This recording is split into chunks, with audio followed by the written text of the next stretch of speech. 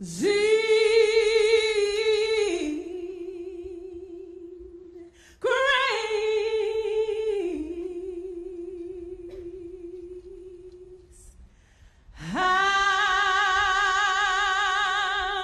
sweet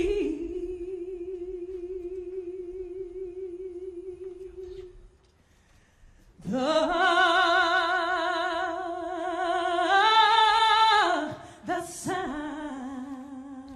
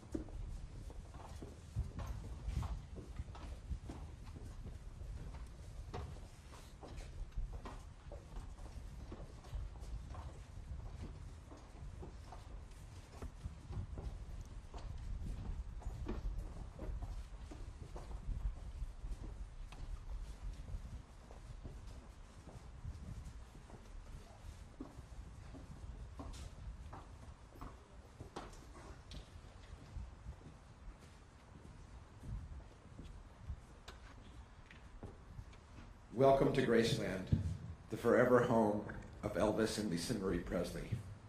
We gather here today from all over the world to honor and celebrate the life of Marie Presley, who was taken from us much too soon. Lisa had given many instructions for this day, her desires and wishes, of which I will share with you one. Don't make it sad. Lisa, we will try to honor you and honor your wish today.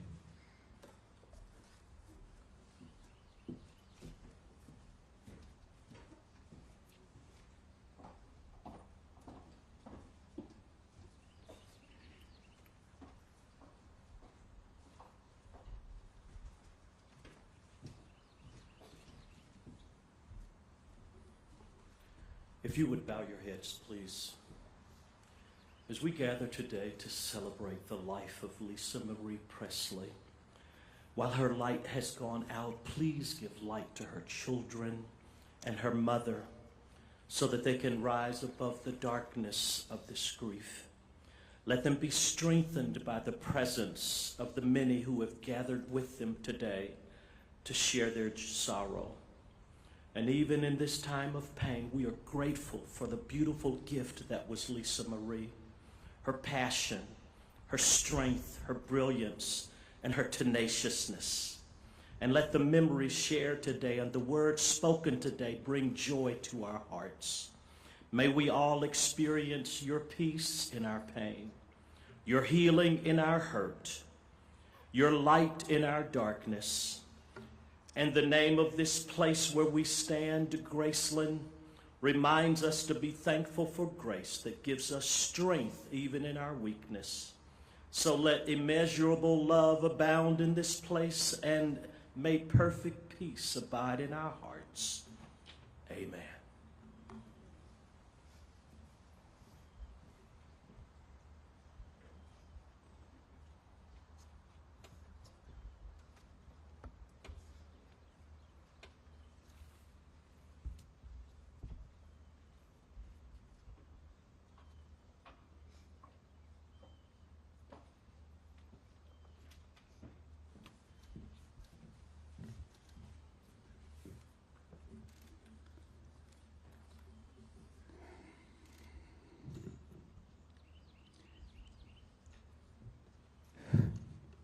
Good morning.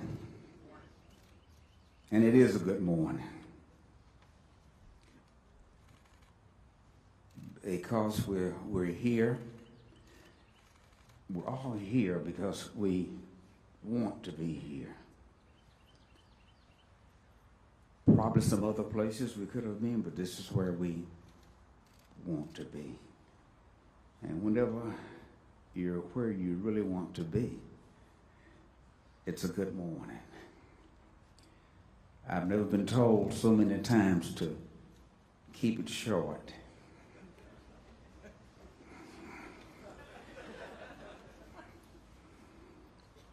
I'll try to honor that.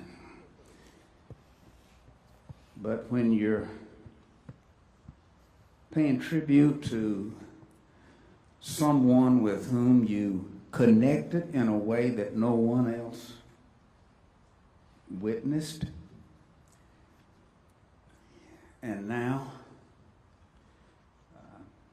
you won't connect in this place in that same way ever again. I've been here a bunch of times, but never on an occasion like this. And although I'm still smiling for those who you can't see, I'm honoring the wish.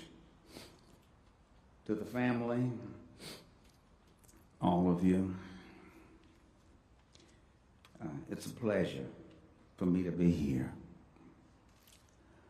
And as you notice on the back of the program, tribute to the children, I know that Lisa would want you to honor the request to give to the children of St. Jude.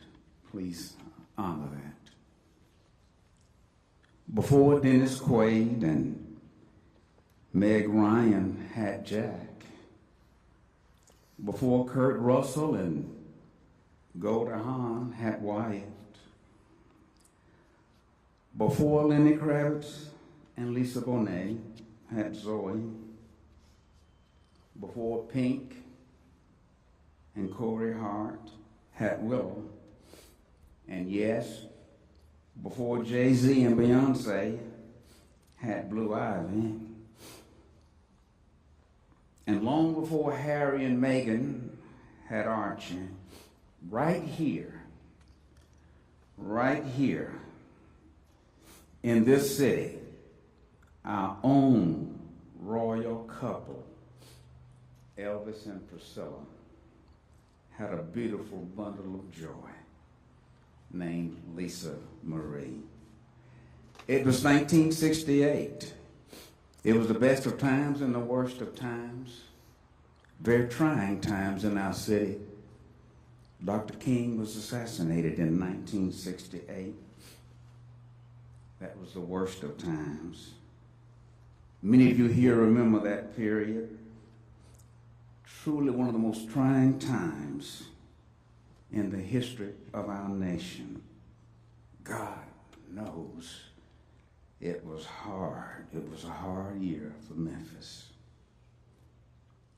But 54 years ago, there was a star shining right here at Graceland with the birth of this precious angel.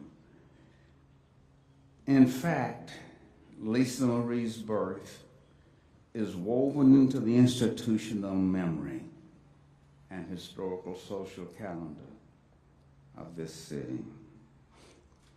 Think about that for a moment.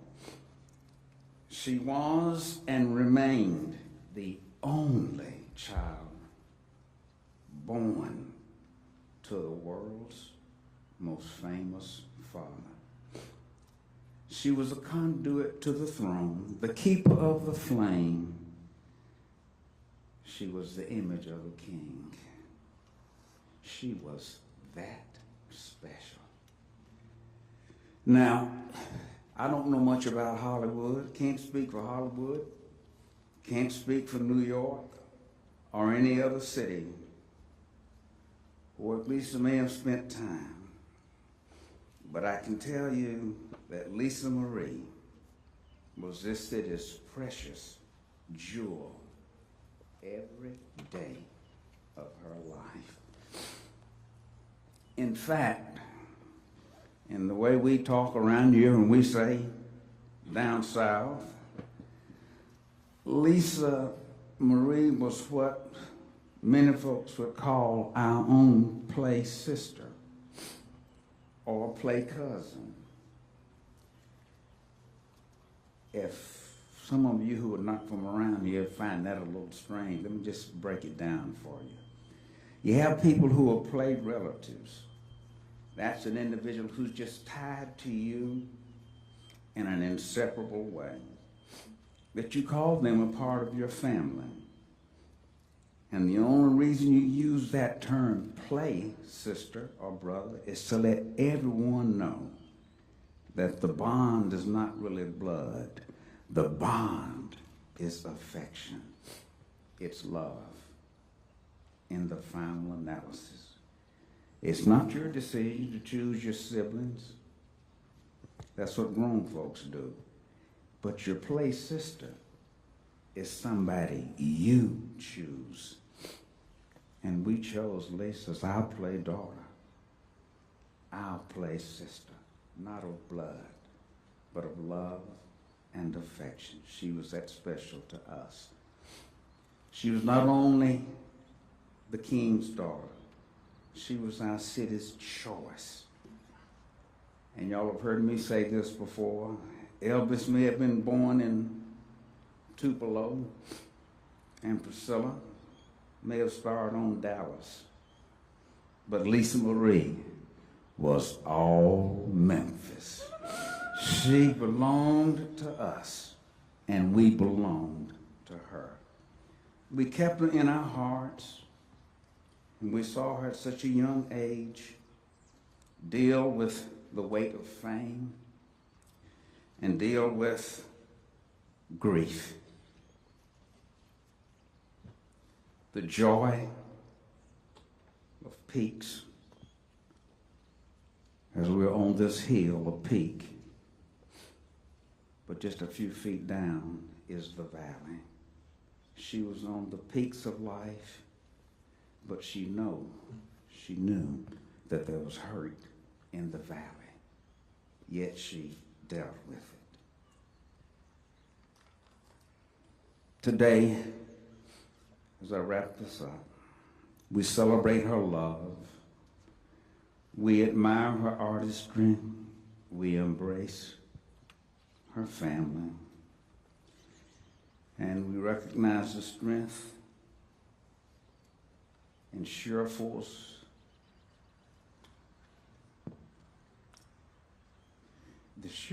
of will it took for Lisa just to keep on climbing.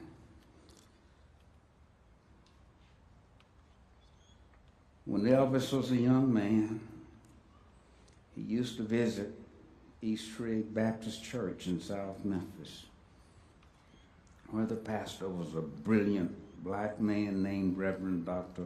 William Herbert Brewster.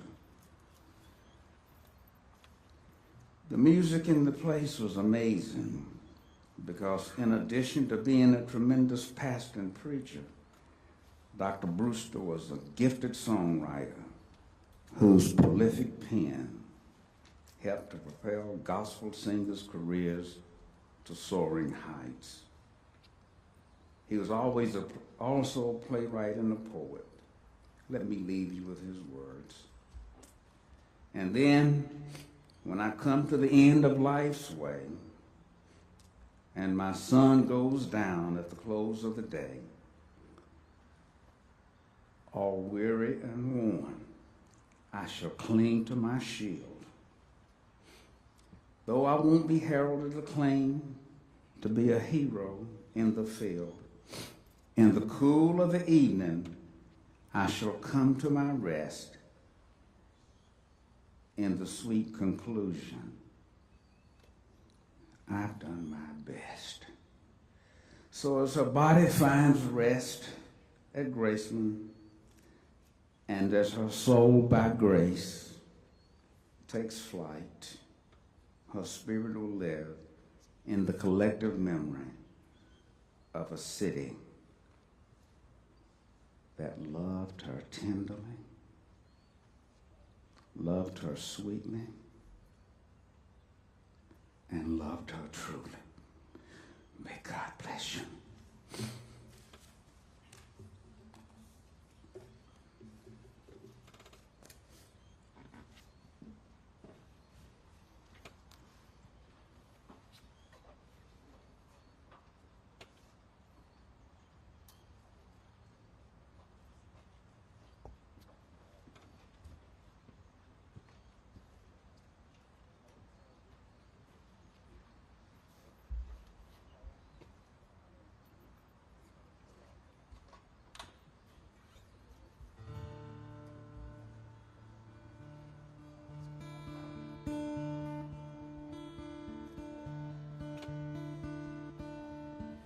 Twilight fades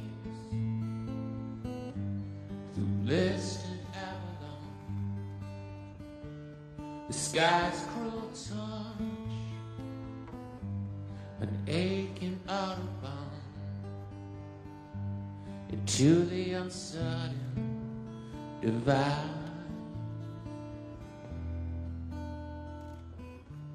We scream into the last divide. You make me real. You make me real. Strong as I feel. You make me real.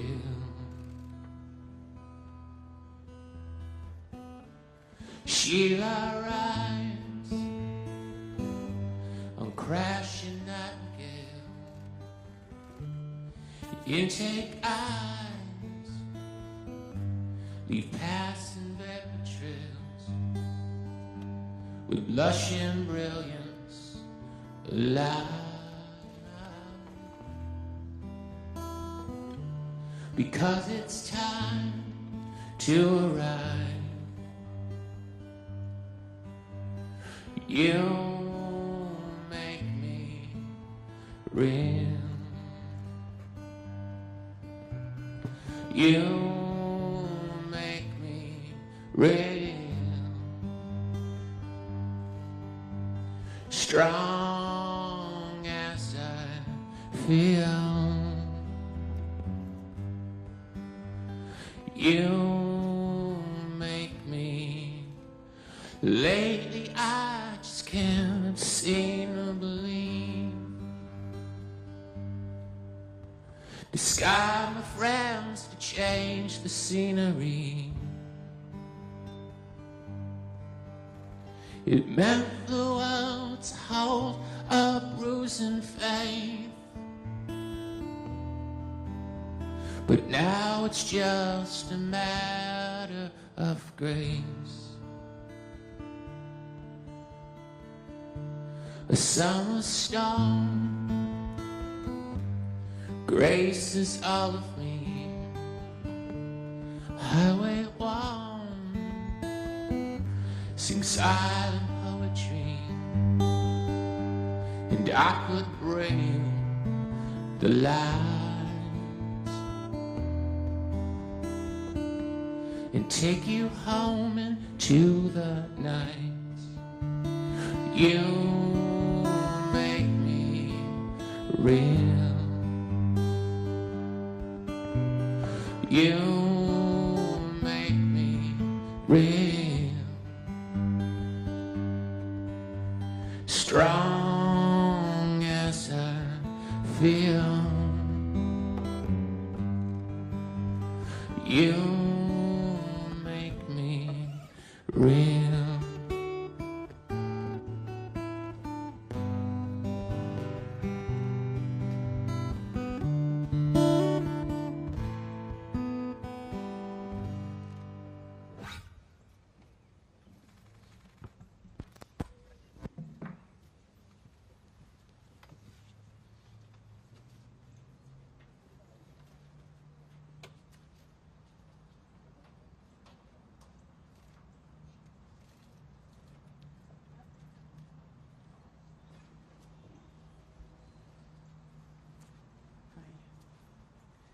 Okay, so AC Wharton, that was incredible. It really was. You talked about the flames, and I think it's time that we all need to stoke our flames within to do what Joel said, which was to celebrate this extraordinary Lisa Marie. And I stand here with great honour because we called each other Sissy, and I've been with you all for all your lives, really, and I stand here with great honour. But so, Sissy, this is for you with affection. My late mother-in-law used to say that nothing can be said can begin to take away the anguish and the pain of these moments, because grief is the price we pay for love. And how right she was. And today we talk about Lisa Marie. We look at Priscilla as a mother to Lisa Marie. We look to Lisa Marie and say, you lost a son. Mothers losing children. There are no words for it. So today we talk about action. And action is the way we can go forward. We can light the flame. So for Riley, for Harper and Finley, and for the entire family, we march forward in support of you. All of us are with you, and we will help you as best you can. If you just put out your hand, we will be there. Or, well, I will definitely be there. So David Frost died, and George Frost was his son. And I asked George if I could read it today, and it's for you. I've had my life and enjoyed every second. But as it is, another life has beckoned. It's important to know that I've not gone, and I hope that on you all my light has shone. Stay in that sunshine. Rest never in the shade. Don't curse my absence, as this light you'll evade. I live in the smiles, the moon, the stars and sky, and I feel eternal pride as I watch you all fly. And for my darling children who wonder what to do, just have a wonderful time, as I will, living through you. Thank you.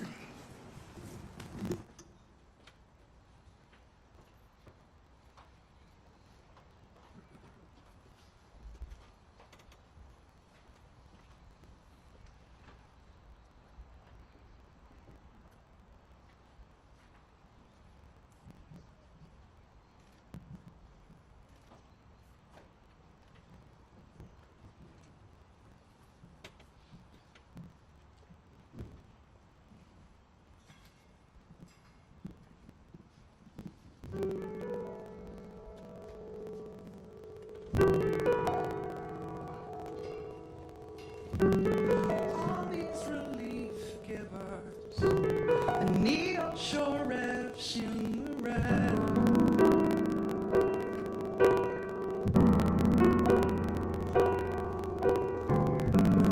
Chemicals like hugs from inside, they feel like my best friend.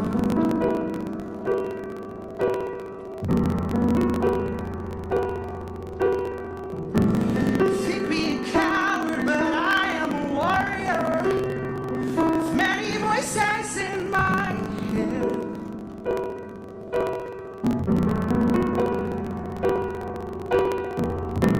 And I looked around and I reached out. I saw no alternative.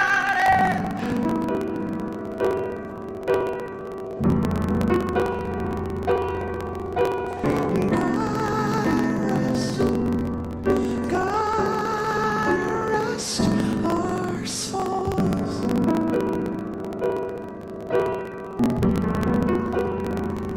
And this absence is the only comfort I know.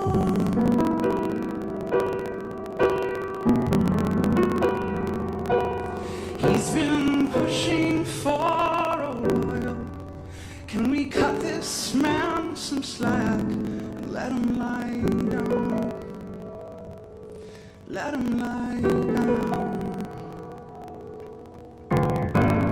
We are a country dead, spread for the embryonic.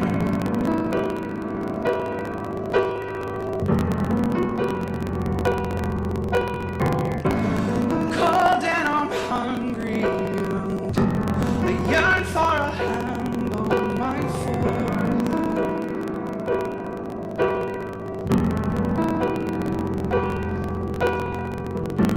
You think it's a walk in the park and it's easy. She's got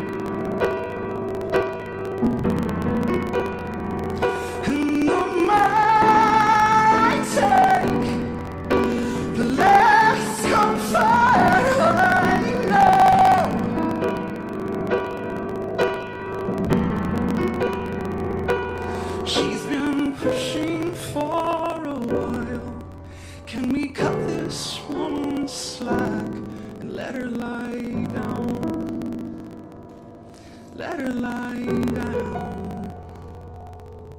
The more that you hurl at me, the more I will curl up in my bed.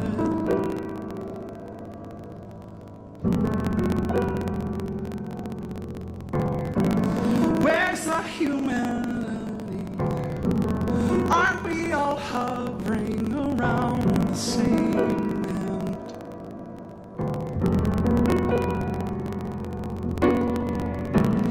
Door number 1, 2, and 3 have been promises that aren't real enough to be kept.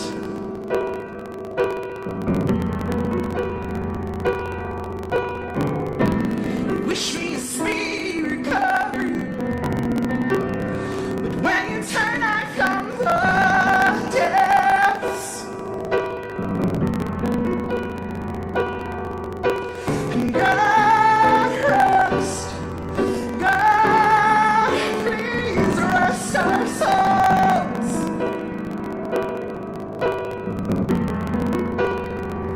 This is the surest exit I have known.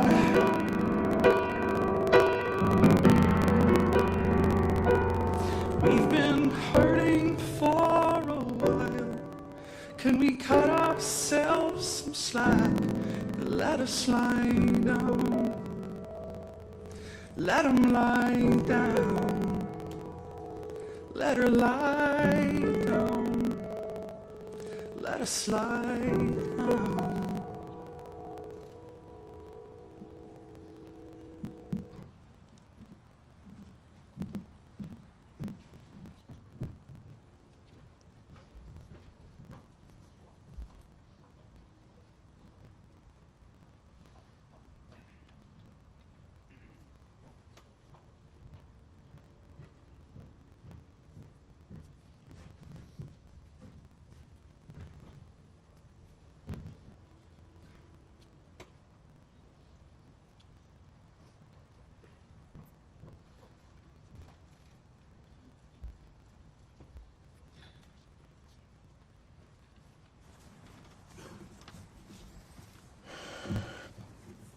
Hello, everyone. First of all, I want to thank the family, the Presley family, Priscilla, Riley, Harper, and Finley. I want to thank Jack Soden and everybody at Elvis Presley Enterprises. I want to thank Joel Weinshaker and ABG, everybody making this possible. Me and a girl named Memphis. I always call Lisa Memphis. She had that attitude. And she always called me Jerry Schilling, always in that cadence. Her son, Ben Storm, did the same thing. Jerry Schilling. In 1967, Elvis invited me back here to Graceland for Christmas and New Year's. As I was leaving to go back to LA and back to work, he looked at me and he said, "You're not going to stay for the birth of our daughter?" I said, "I guess I will." So I was here until February 1st. Still got my job. We got back, so remember we got back to the house here, and I had never held a baby before. And we're in the kitchen, and Elvis just hands me Lisa. And I sure as hell wasn't going to drop her, you know. And that was the beginning of my journey with Memphis. Never on this wonderful that you're here too, my friends. we spent a lot of time together in her childhood days. And as she grew up, one Thanksgiving Day at her mom's, she said, I need to have a meeting with you. I don't know, she was 18 or 19 or so, you know. And so I said, okay. So we went to an exclusive place, the Hamburger Hamlet. And she said, I need a job. And she said, I know people don't think I'm responsible, but I really am. And God bless her, she really was. She became my secretary, and any time you said that, she would always correct me. I'm your assistant. We started working out of my home.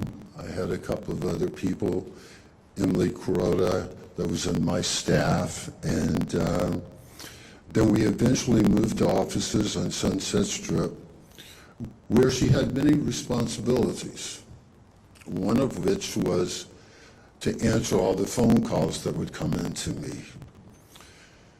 And I don't know, about every couple of weeks, she would come in, very disgruntled look on her face. Somebody else wants to talk to you about Lisa Marie. They had no idea they were talking to her on the phone.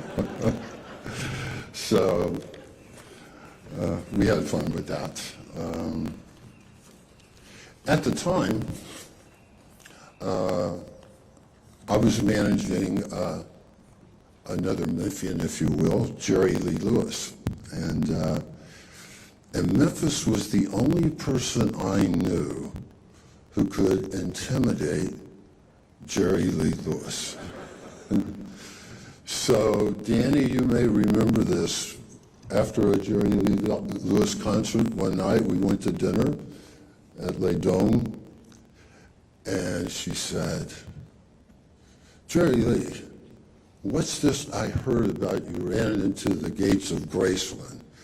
It was the first time I ever saw Jerry Lee Lewis speechless and nervous. But she could do it. She just had that way.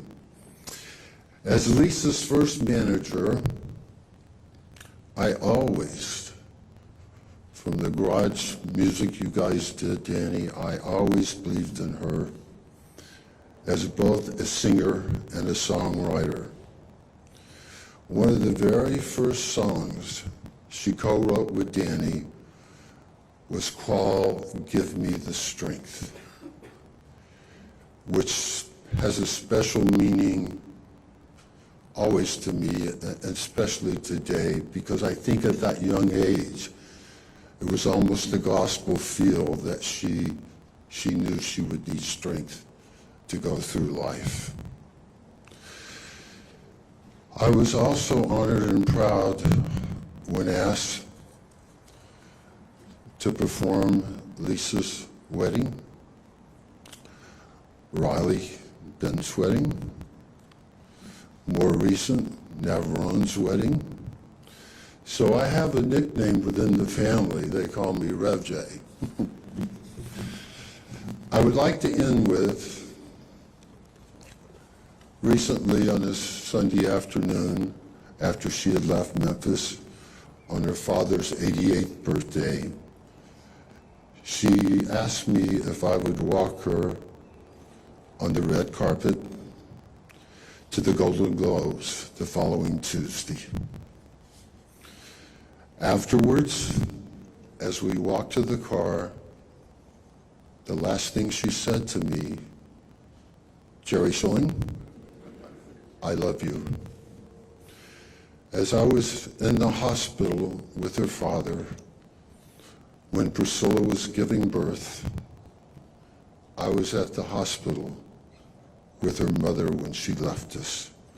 Memphis, I will always love you. Thank you.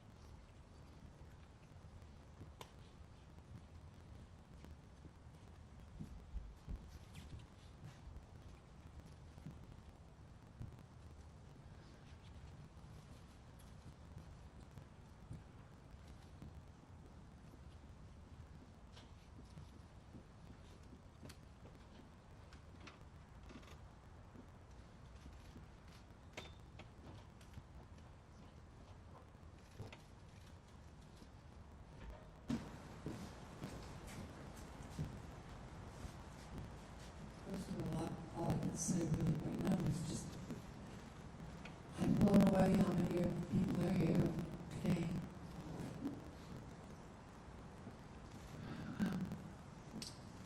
Jerry, that was beautiful, really. I'm going to read something that my granddaughter wrote for all of you. And this says it all. The old soul. I have no idea how to put my mother into words. Truth is there are too many. Lisa Marie Presley was an icon, a role model, a superhero to many people all over the world. But Mama was my icon, my role model, my superhero, in much more ways than one.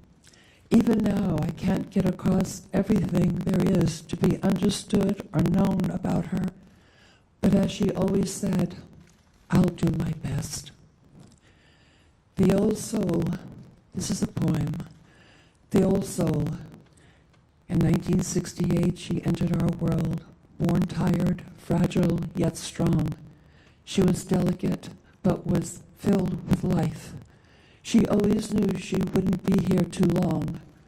Childhood passes by. With a glimpse of her green eye, she then grew a family of her own. Then came her second child, leaving her with suspicion. Could this be the angel that takes me home? Time, of course, flew by. It was time for a tragedy. She knew it was close to the end. Survivors, guilt, some would say that a broken heart was the doing of her death. Now she is home where she always belonged, but my heart is missing her love. She knew that I loved her. I fear I'll never touch her, but the old soul is always with me. She doesn't drift above. That says it all. And thank you all for being here. Neverum, your brother, thank you for being here. And the family, of course, and all of you. Our heart is broken, Lisa. We all love you. Thank you.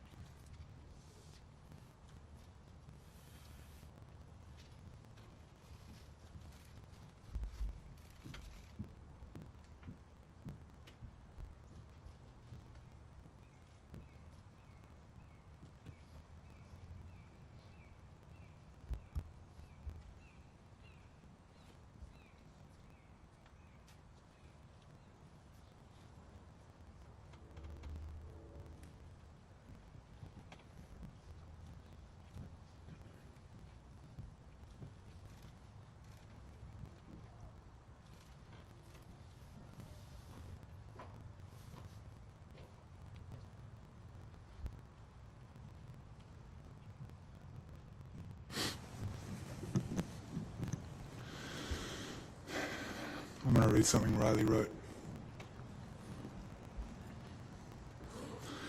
A letter to my mama. Thank you for being my mother in this life. I am eternally grateful to have spent 33 years with you. I'm certain I chose the best mother for me in this world, and I knew that as far back as I can remember you. I remember everything. I remember you giving me baths as a baby.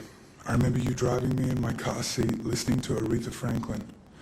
I remember the way you would cuddle me and when I'd come into your bed at night and the way you smelled.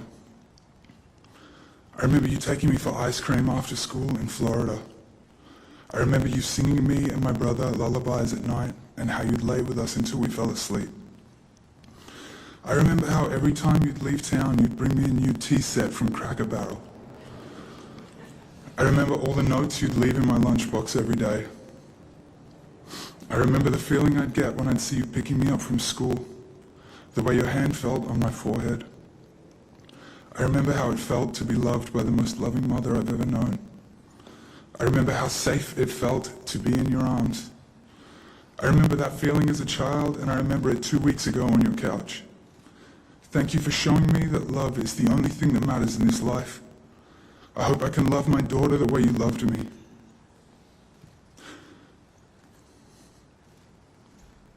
The way you loved my brother and my sisters.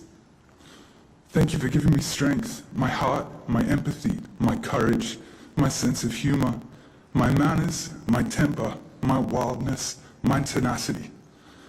I'm a product of your heart. My sisters are a product of your heart. My brother is a product of your heart. We are you, you are us, my eternal love. I hope you finally know how loved you were here. Thank you for trying so hard for us. If I didn't tell you every day, thank you.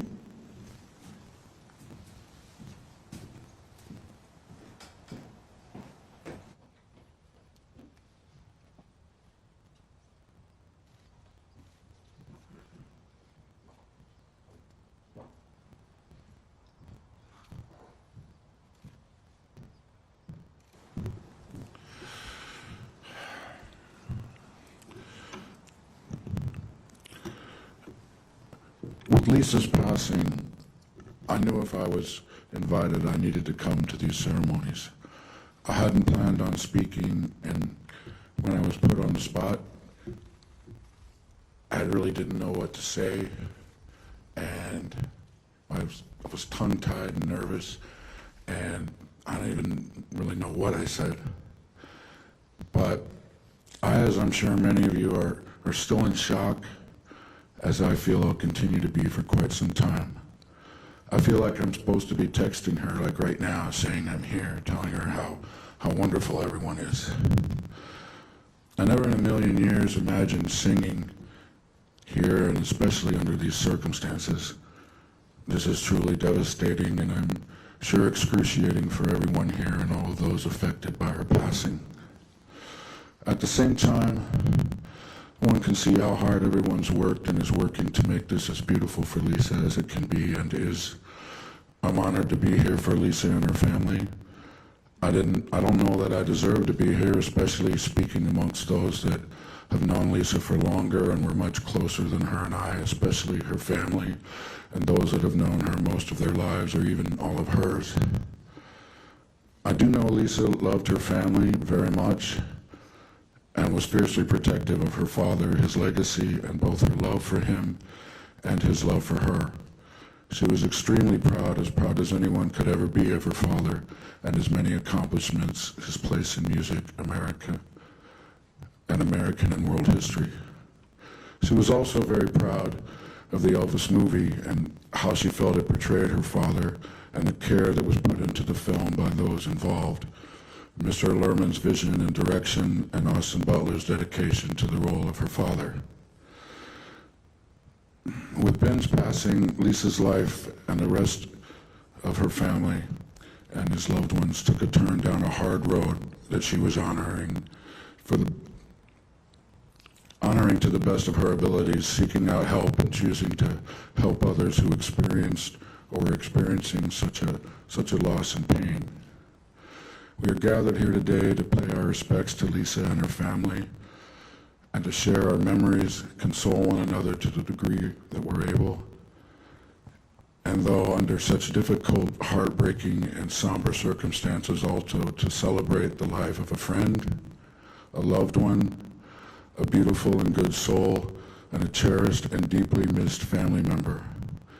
Lisa is loved and missed by many, and will continue to be loved and missed by all those whose lives she touched. Thank you.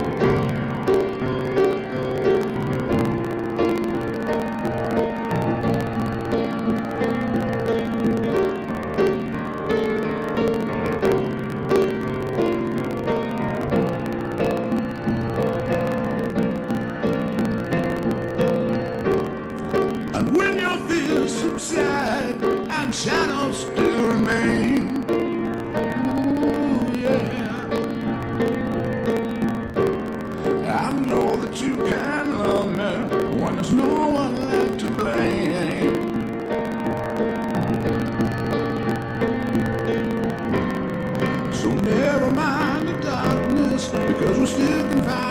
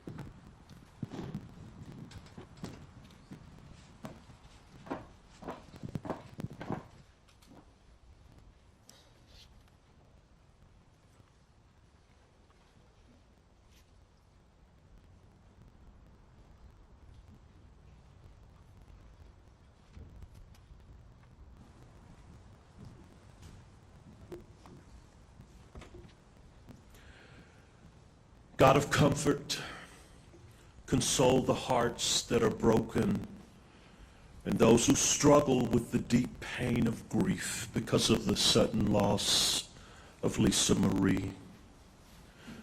God of peace, be close to those who were close to her and give them peace and strength in the loss of their dear, precious, loving mother, their beautiful daughter, and loyal friend. God of hope, even though today we sit in the shadow of loss, do not let us lose the hope that the light will shine tomorrow. God of joy, wipe away the tears and let the cherished memories of Lisa Marie bring joy to our hearts and keep us in the celebration of her life. God of love, fill our hearts as we commit Lisa Marie Presley to her final resting place, next to her son and near to her father. And so we say goodbye, goodbye until tomorrow.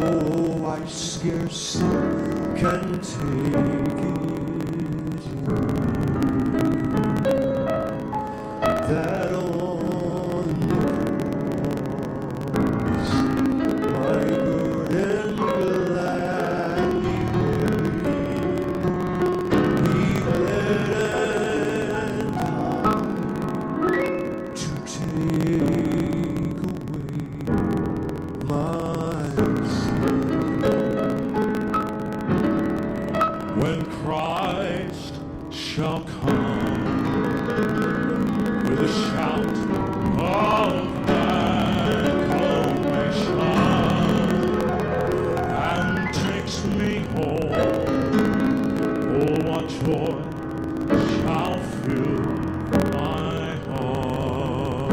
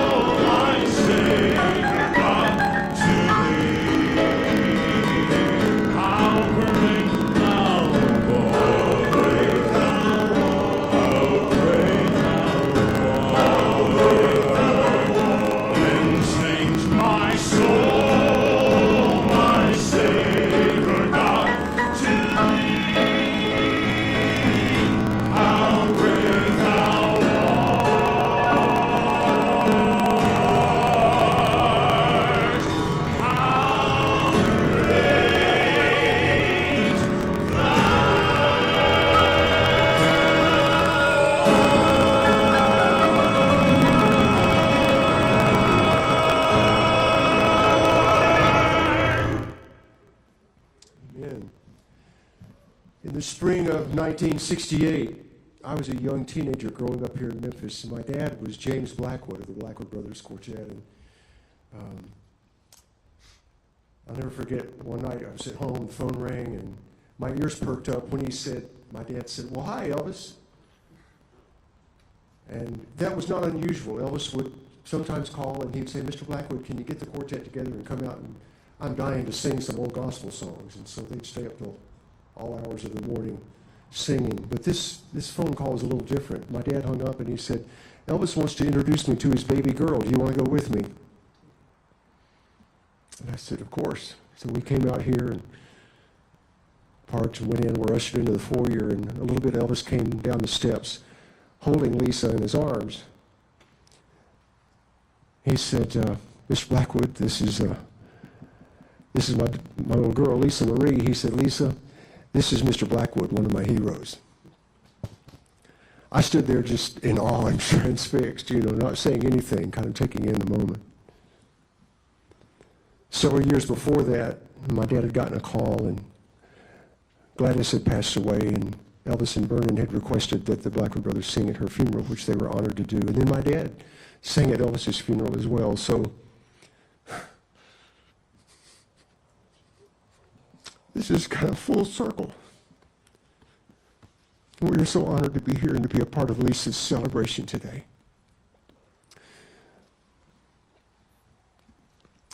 There's a song that Elvis often had sung in his concerts, and he actually didn't sing it. He would listen as the Imperials and then later the Stamps would sing this song, and he would ask the audience just to be quiet and listen. And as this song was sung, a holy hush would fill the auditoriums.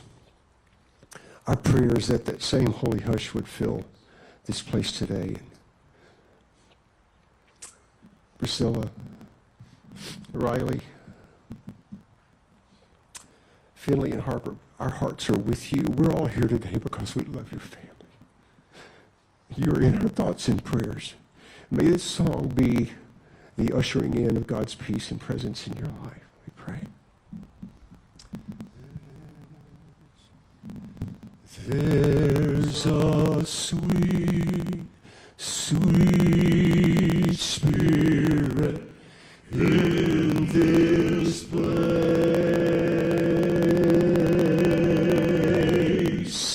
and I know that it's the Spirit of the Lord.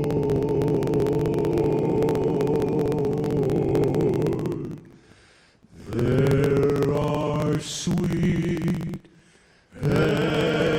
expressions on each face,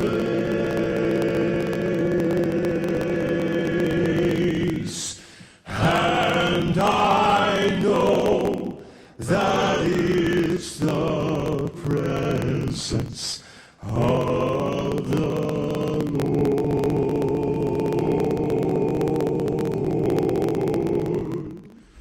Sweet Holy Spirit, sweet heavenly dove, stay right here with us, filling us with your love.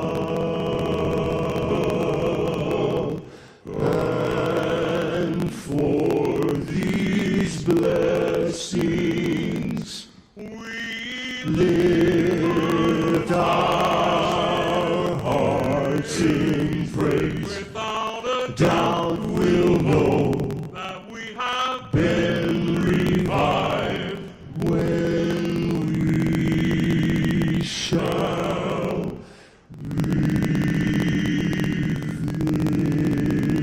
this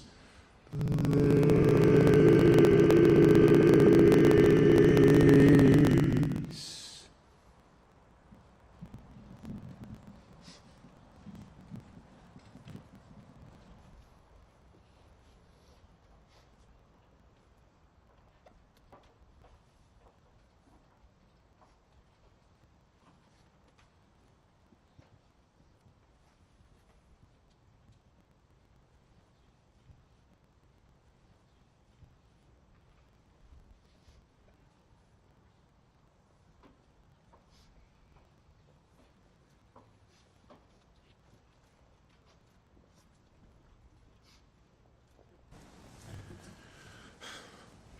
Thank you to all those who honored Lisa Marie today by speaking and performing. It would have meant so much to her. Thank you for all who came from all over the world to come here to celebrate her life.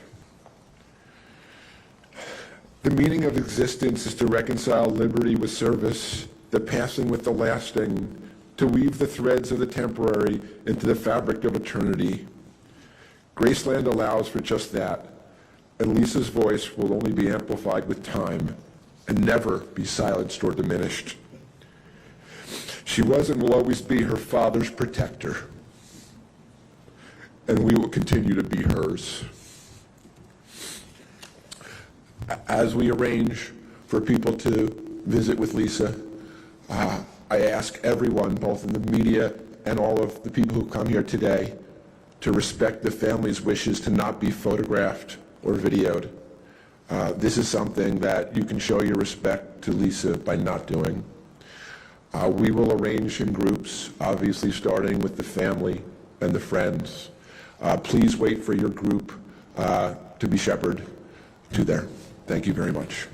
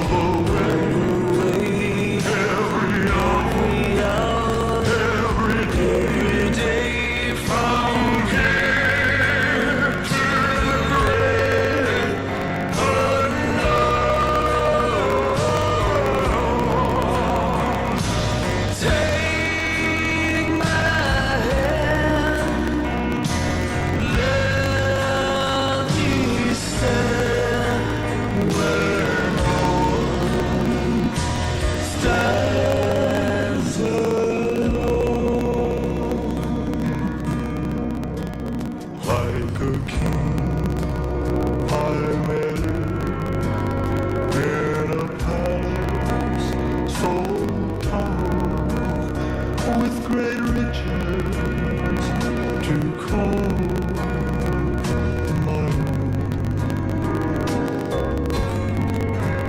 But I don't know a thing in this whole wide world that's worse than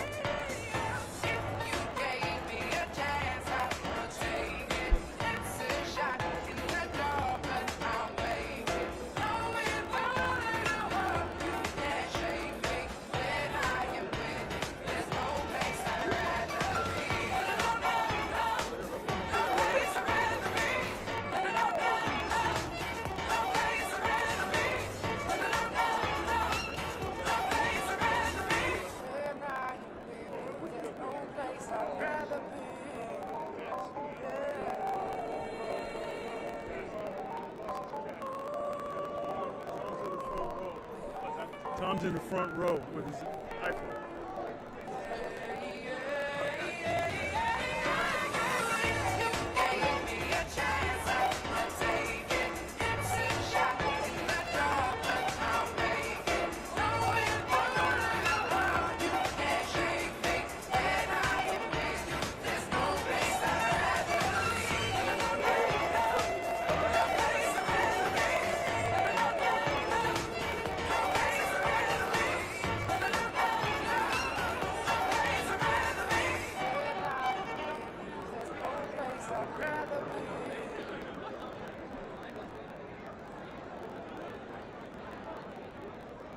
Doesn't matter if you love him or capital H-I-M.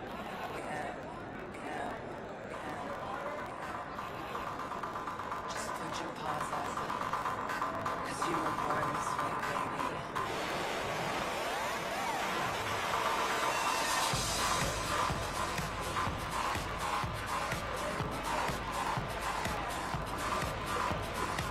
My mama told me when I was young, we're almost superstars.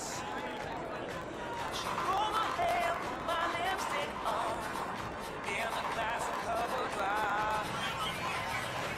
There's nothing wrong with loving who you are, she said, 'cause he made you perfect, babe. So hold your head up, girl, and you'll go far. This is never the same. I'm beautiful in my way, just got me some mistakes. I'm on the right track, baby, I was born this way. Don't have yourself to regret, just love yourself instead. I'm on the right track, baby, I was born this way. Ain't no other way, baby, I was born this way. Baby, I was born this way. Ain't no other way, baby, I was born this way. Right track, baby, I was born this way. Don't be a drag, just be a queen. Don't be a drag, just be a queen. Don't be a drag, just be a queen. Give me some prudence and love your friends, so we can rejoice in truth. In the religion of the insecure, I must be myself, respect my youth. A different love is not a sin, believe capital H-I-M. I know my love, but nothing's better than me. I'm on it, by guys. I'm beautiful in my way, just got me no mistakes. I'm on the right track, baby, I was born this way. Don't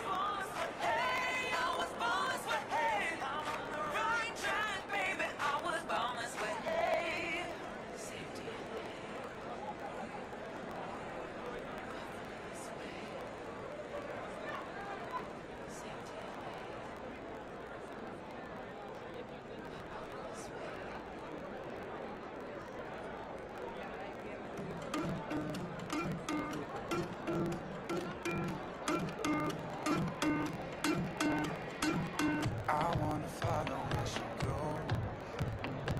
I think about her and she knows it. I wanna let it take control.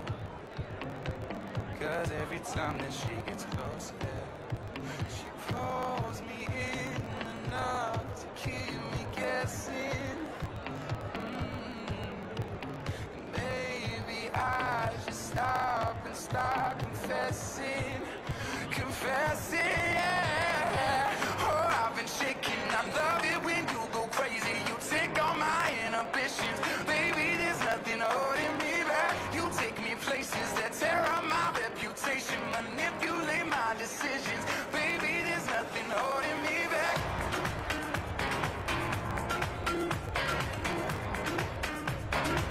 There's nothing holding me back.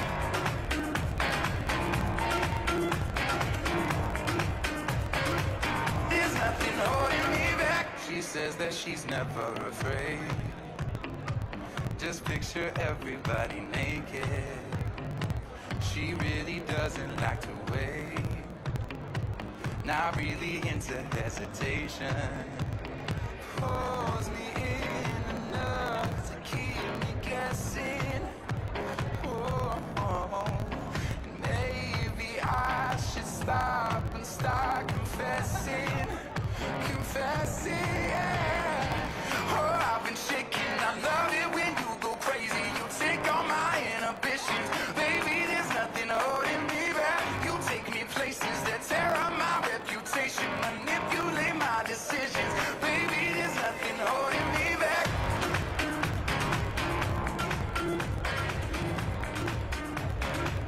There's nothing holding me back.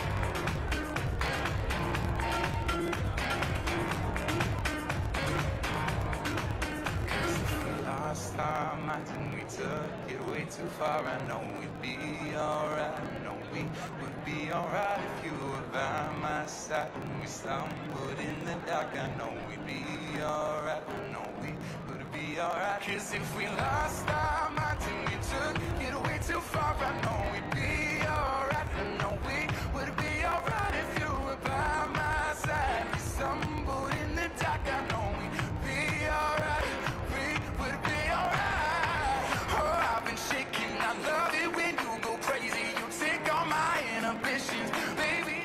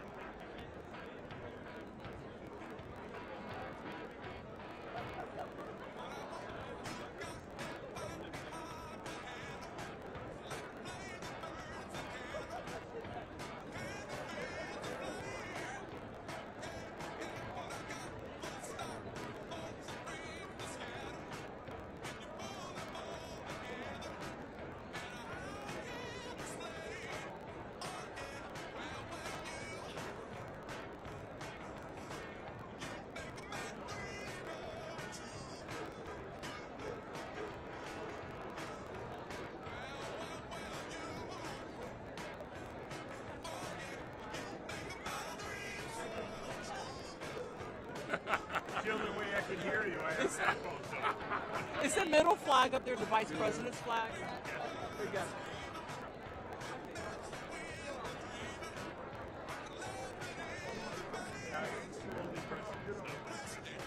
Yeah.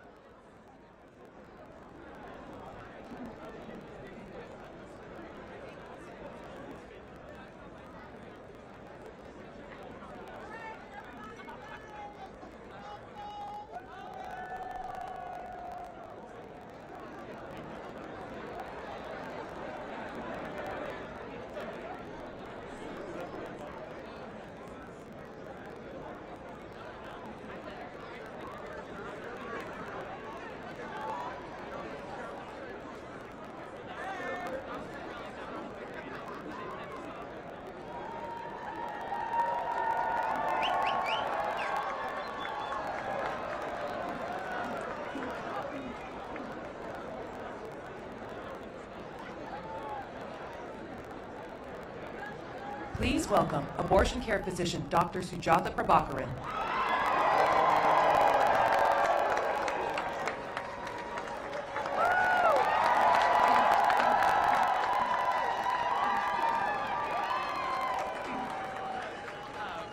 Hello, everyone.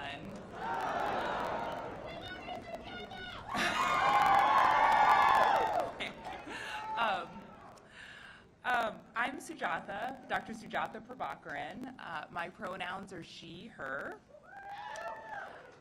For almost 14 years now, I have been honored to serve as an abortion care physician at Planned Parenthood of Southwest and Central Florida.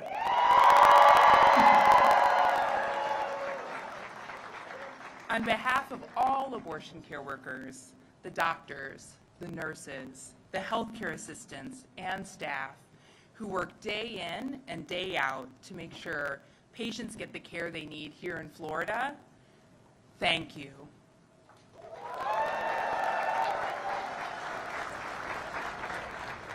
It is so meaningful to see our community show up here today and to be joined not only by great leaders from our movement, but by an incredible champion for reproductive rights, Vice President Kamala Harris.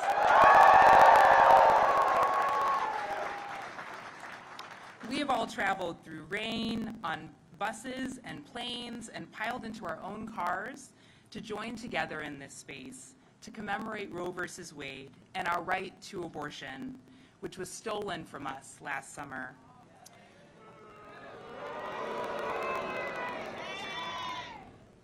Since the Dobbs decision, my colleagues and I have felt heartache over and over again. We must tell patients that we can't give them the care we are trained and qualified to provide. They understand that we want to help, and they don't blame us. But they know that they no longer have control over their own bodies.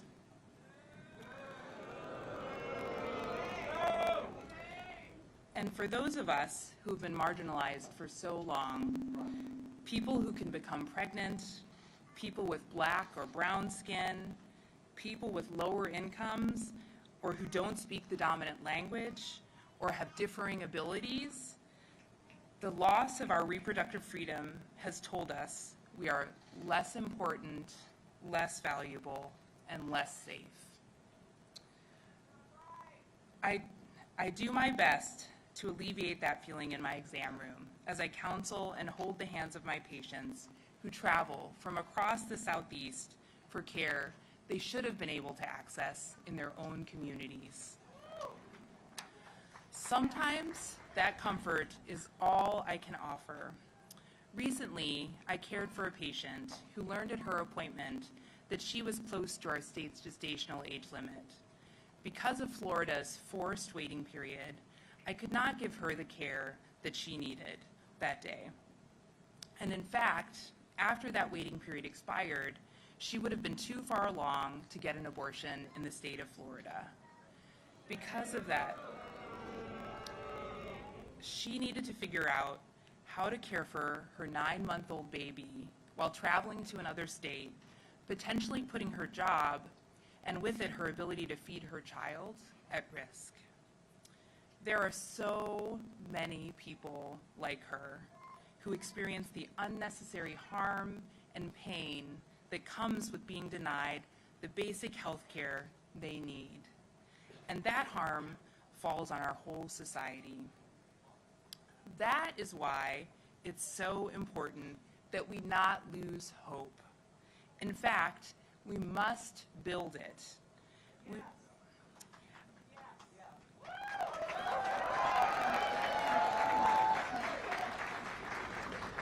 We must continue to show up for our communities, and we need leaders who will support us in our fight for true reproductive freedom.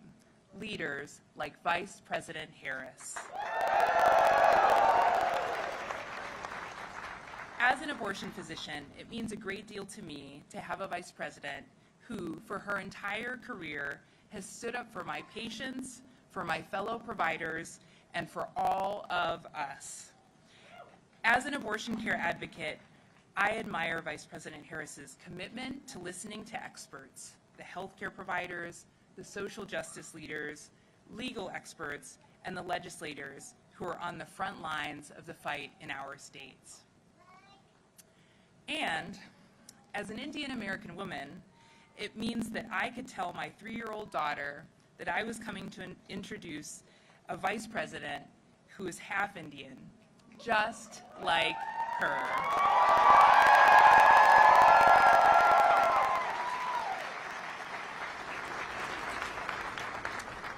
Those are such powerful and inspiring words, just like her.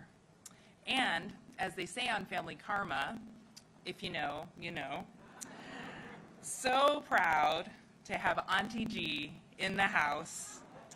So it is my incredible honor to introduce an amazing human who knows, just like we all do, that healthcare is a human right, and that, say it with me, abortion is healthcare. Welcome and thank you, Vice President Kamala Harris.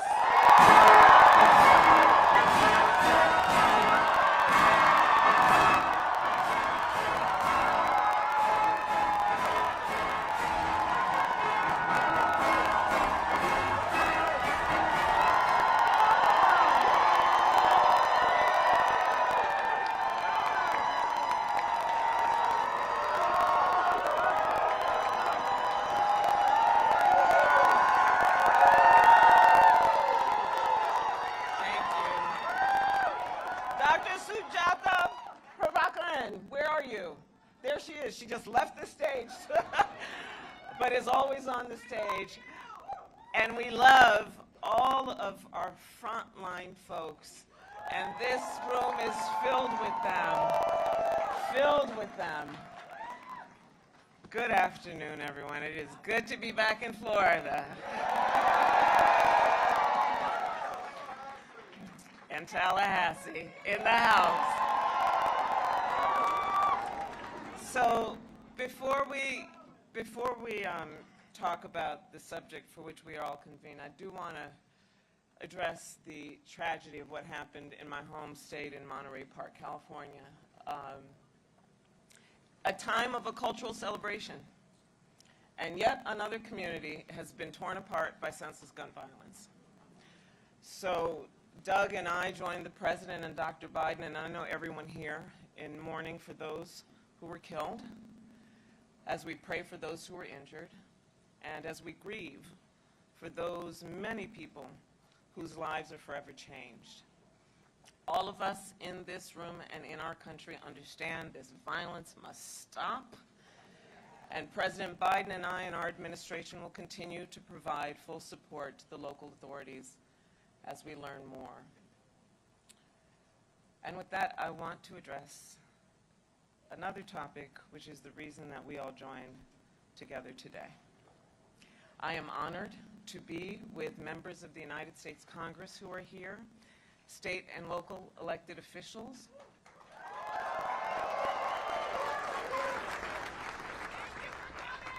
I'm glad to be with you.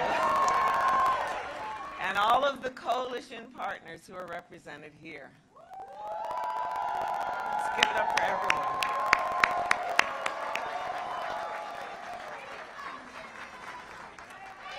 So we are here together because we collectively believe and know America is a promise. America is a promise. It is a promise of freedom and liberty. Not for some, but for all.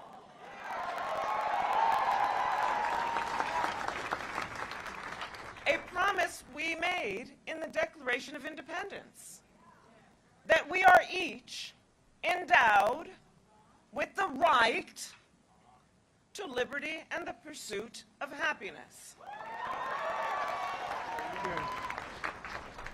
Be clear, these rights were not bestowed upon us. They belong to us as Americans.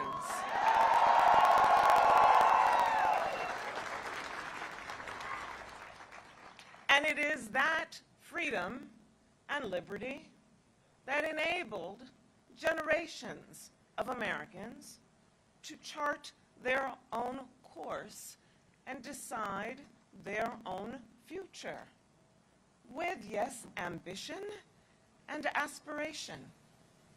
Therein lies the strength of our nation.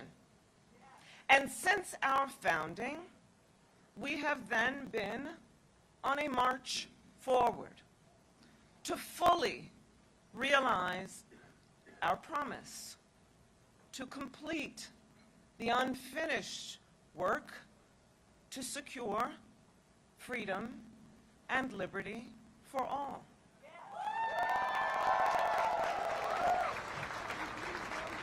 Now, these outcomes will not be inevitable.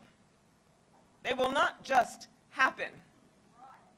It takes steadfast determination and dedication, the kind of determination and dedication possessed by some of our greatest patriots, those Americans who fought a civil war to end the sin of slavery,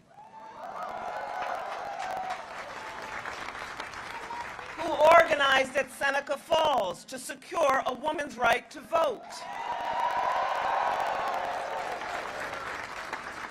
who launched the Freedom Rides to advance civil rights,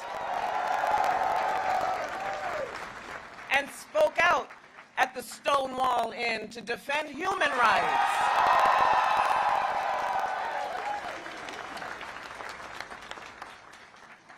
In each of these movements, those leaders expanded rights, which then advanced the cause of freedom and liberty. And 50 years ago today, so did those who won a fight in the United States Supreme Court to recognize the fundamental constitutional right of a woman to make decisions about her own body.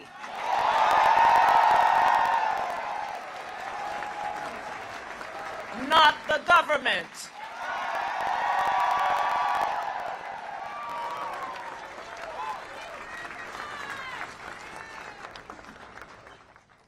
For nearly 50 years, Americans relied on the rights that Roe protected. Today, however, on what would have been its 50th anniversary, we speak of the Roe decision in the past tense. Because last June, the United States Supreme Court took away that constitutional right, a fundamental right, a basic freedom from the people of America, from the women of America. The court's action has meant already that many dedicated doctors and nurses now lose their ability to care for their patients, that providers risk going to jail just for doing their job, and that patients are denied critical care and even fear that they will be punished simply for seeking care. It has meant that a 10-year-old child in Ohio who was sexually assaulted and became pregnant had to leave her home state and travel to another to receive care.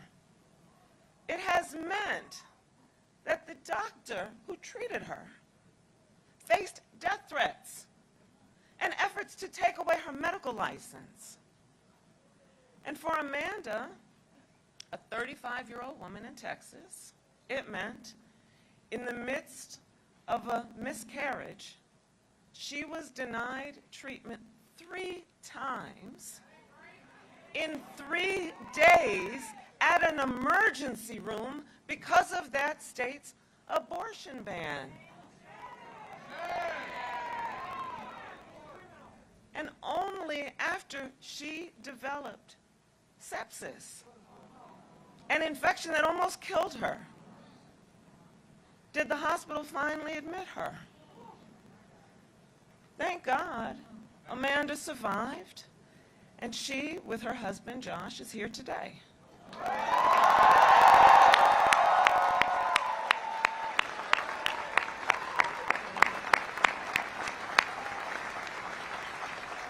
And I want to thank them both for having the courage to tell their story in a way that will inspire so many individuals and their families to know they are not alone.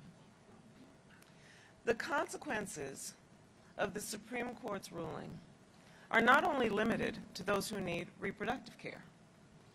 Other basic health care is at risk. Consider Emma, a 14-year-old who lives in Arizona. So Emma manages her chronic arthritis with medication that allows her to go to school and live without constant pain. But the medication that helps her can also cause pregnancy loss. So within weeks of the Dobbs decision, her pharmacy initially refused to fill her prescription, afraid that they could be prosecuted under the state's radical law. All of these devastating experiences, the direct result of laws designed by extremists, including in states like Florida.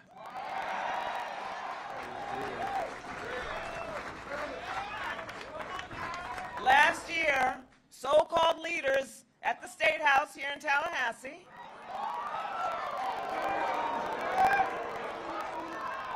passed a radical abortion ban with no exceptions, even for the survivors of crimes like rape and child molestation and human trafficking. Here in Florida, healthcare providers face prison for up to 5 years for simply doing their job. And now, the state has also targeted medication abortion and even threatened Florida pharmacists with criminal charges if they provide medications prescribed by medical professionals. And Florida is not alone. 22 states have announced they will not follow new federal rules that allow women to get medication prescribed by their doctor from a certified pharmacy. Imagine. So today, we are fighting back.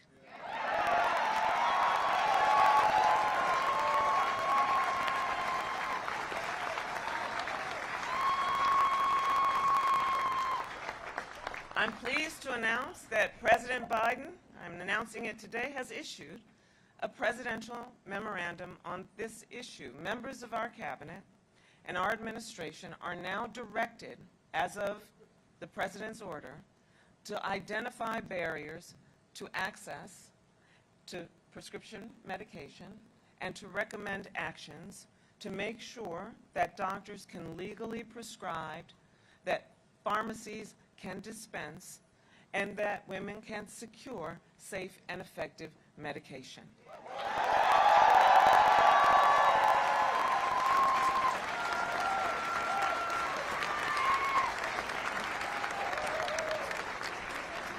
So President Biden has done that. At the same time that we work to protect this aspect of reproductive care, many states have gone even further and now have total bans in effect.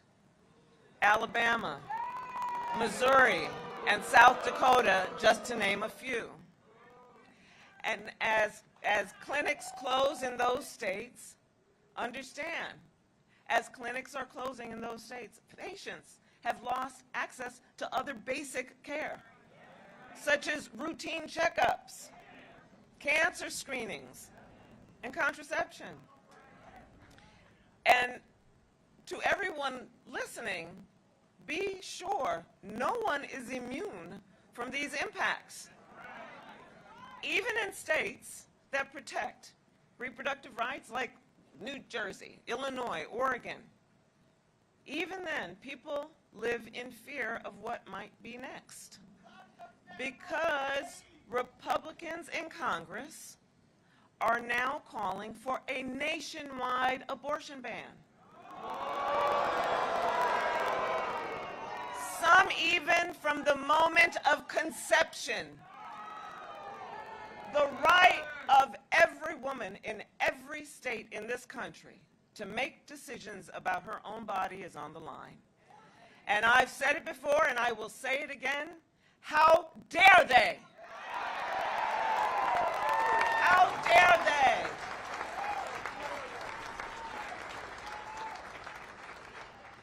And you know, there's a collection of words that mean everything to us as Americans. The heartfelt words of our great national anthem, that America is the land of the free and the home of the brave. But let us ask, can we truly be free if a woman cannot make decisions about her own body? Can we truly be free if a doctor cannot care for her patients? Can we truly be free if families cannot make intimate decisions about the course of their own lives? And can we truly be free if so-called leaders claim to be, quote, I quote, on the vanguard of freedom, while they dare to restrict the rights of the American people and attack the very foundations of freedom?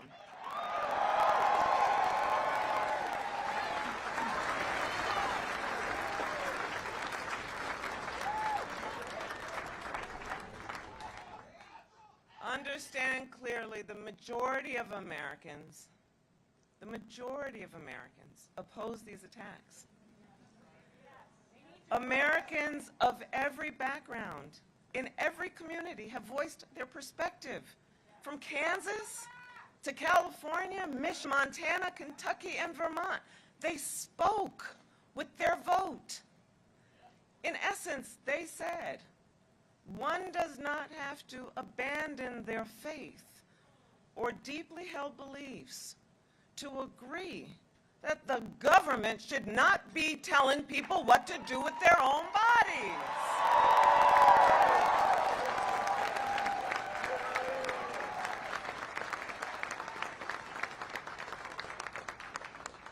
So know this, President Biden and I agree, and we will never back down. We will not back down. And we know this fight will not be won until we secure this right for every American. Congress must pass a bill that protects freedom and liberty.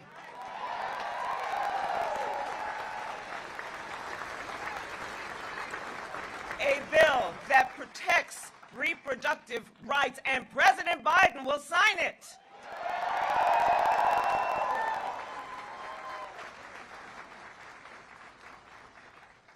So yes, America is a promise we must all make real. In every state, in every community, in every state house, in every doctor's office, and yes, in every election. So, to all the friends and leaders, I say, let us not be tired or discouraged, because we're on the right side of history.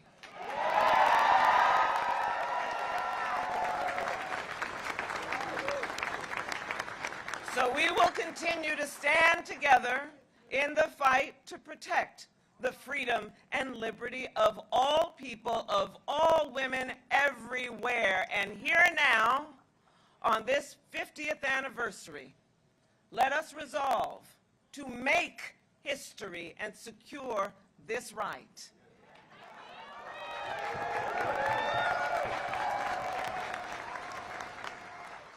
Today, I invite all Americans to join us and to remember, when we fight, we win.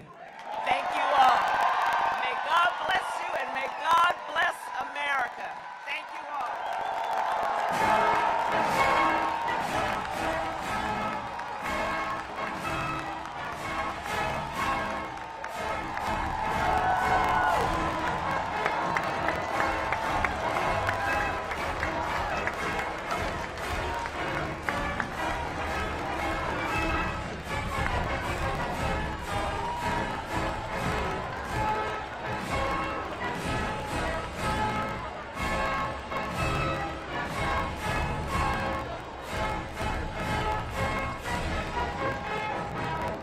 Ladies and gentlemen, we ask you please to remain in the building for a few minutes until the motorcade clears outside. Please remain in the building for a few more minutes.